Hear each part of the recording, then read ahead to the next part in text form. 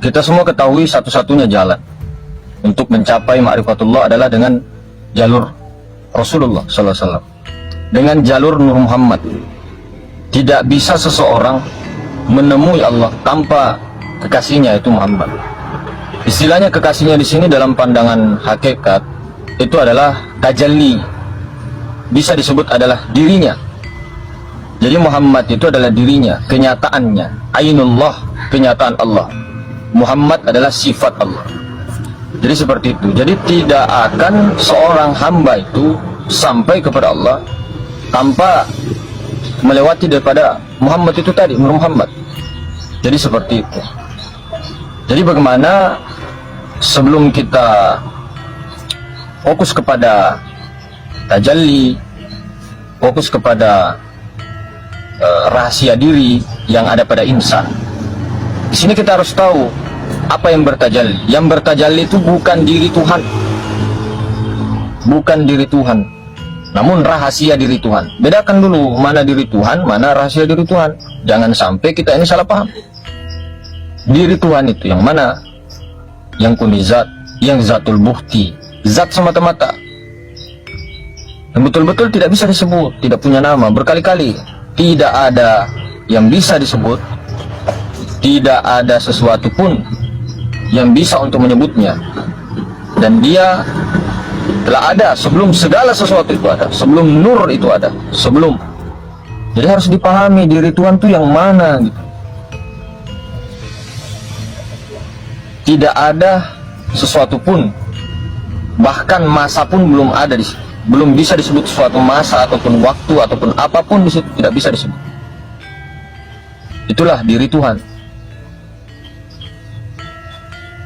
Itulah yang dikatakan segala sesuatu darinya, dari zat Hayyun itu. Kemudian dia menjadikan, mengadakan nurnya, yaitu hembusannya gitu, ruh semesta, dinamakan Ahmad, ya, hembusan, Nur Ahmad, wujud idofi, Ruhul Kudus berapa kali. Jangan tertipu nama Nur Ilahi, Nur Muhammad, Hakikatul Muhammadiyah, sama saja. Ini diri Tuhan. Kemudian tajallinya nur. Nah, itulah yang bernama Allah, dari zat, sifat, asma, af'al. Jadi kita harus paham, yang bertajalli ke diri insan itu bukan diri Tuhan, tapi tajallinya, rahasia diri Tuhan, rahasia diri begitu, rahasianya nur, tajallinya nur, bukan tajalli Tuhan. Tuhan tajalli ke nur, nur tajalli ke insan, begitu ceritanya. Jadi bukan Tuhan di dalam diri, nauzubillah. Tuhan itu tidak bertempat, tidak bisa disebut. Kalau seseorang masih bisa menyebut itu bukan Tuhan, masih bisa disebut itu bukan Tuhan, tercengang-cengang ketika seseorang sampai ke makom itu, makom zazam, makom kosong betul-betul, seperti ceritanya Nabi Musa alaihissalam, ya, ketika di Bukit Tursina itu gunung hancur. Di mana gunung? Nabi Musa hancur. Nah, Musa tidak ada, gunung Tursina hancur juga, lebur.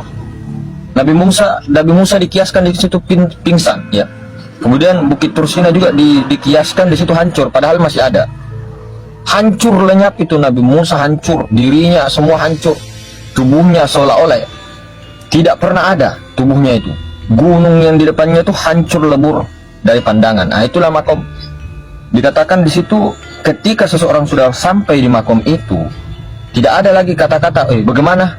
Lalu mengapa?